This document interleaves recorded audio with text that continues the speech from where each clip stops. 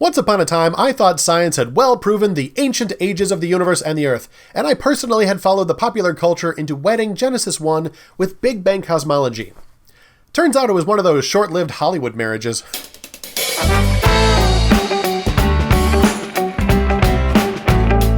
Since then, I have become a science teacher and a young Earth creationist. Also, according to Facebook, Genesis 1 and the Big Bang have split up. Relationship status? It's complicated. I suspect the marriage was never legitimate in the first place. Big Bang was merely looking for a green card. I think he needs to move out of the church. One of the big questions everyone has about the creation account as given in Genesis 1 is, how long were those days of creation? On the surface, this seems like a very silly question. They were a day long. That's why they were called a day. Seriously, go read Genesis chapter 1. It's really redundant about making this point. And there was evening and there was morning the first day. And there was evening and there was morning the second day. And there was evening and there was morning the third day. Over and over with this same language. Why would anyone question the fact that Creation Week was a week long? It all started in the 1700s. Cynical atheist philosophers had begun to attack the church. Following the popular atheism of the day came atheist scientists. I put that word in quotes because many of them were not actual scientists.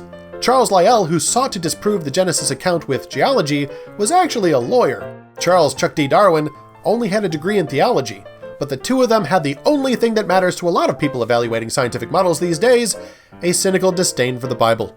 Once Lyell's work became popular and Darwin's work built the slow, gradual development of life on that long history, everyone just kind of went with it.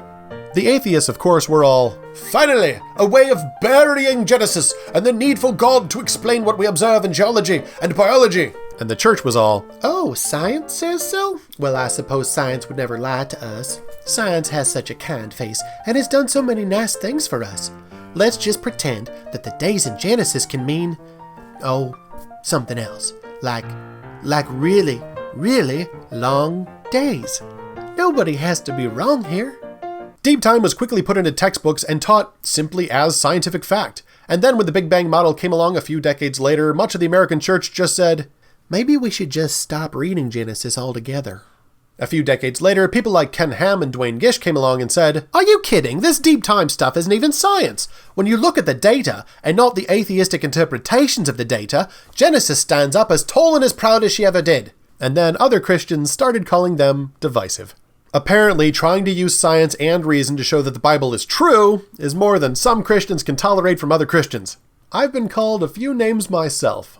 All of this to say, the reason people started questioning how long were the days of Creation Week is not because we suddenly gained a better understanding of Hebrew, nor was it because we found older Bible manuscripts that showed that Genesis shouldn't say day. The reason was merely because the church didn't want to look stupid in front of her friends. They were told that science proved the earth to be billions of years old, which meant, obviously, Genesis couldn't possibly mean what it says. But we need to keep in mind that deep time was not discovered by science. It was invented by atheists and then got a, hello, my name is science sticker slapped onto it. Good grief, some people still believe that sticker. It's really sad how much some people really, really believe that sticker above all else. But I digress. So, what did God have to say about it? Once again, I seriously suggest you go read Exodus chapter 20 for yourself.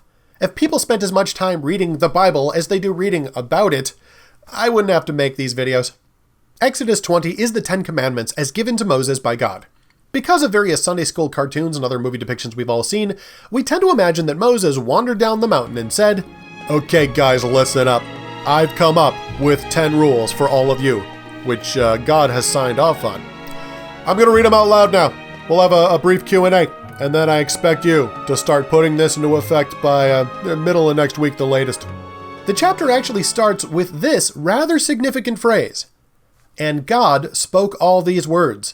I am the Lord your God. Those 10 commandments didn't come from Moses. They came from God. God is doing the talking here. And one of the things that he says, which always seems to get left off of those posters on the wall at Sunday school, is this.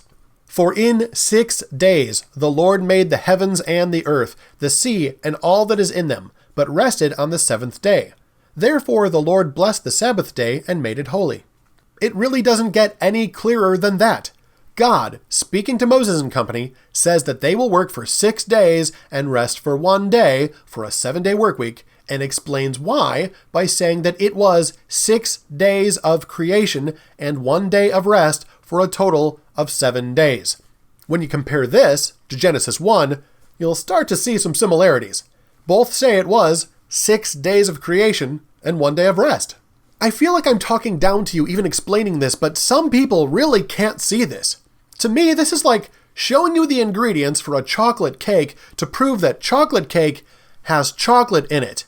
I don't mind doing it, but I know someone is going to write me a snotty note that says, days don't have to be days, they can be something else, like overlapping epochs of vast amounts of time, and maybe the cake is named after somebody named Cake, like Chef Gordon Chocolate. Stop being so close-minded and divisive! This is how people argue. And on Twitter, these are the smarter ones. The takeaway is really simple. In the Bible, God says to Moses that God made everything in 6 days. Then he took a day off.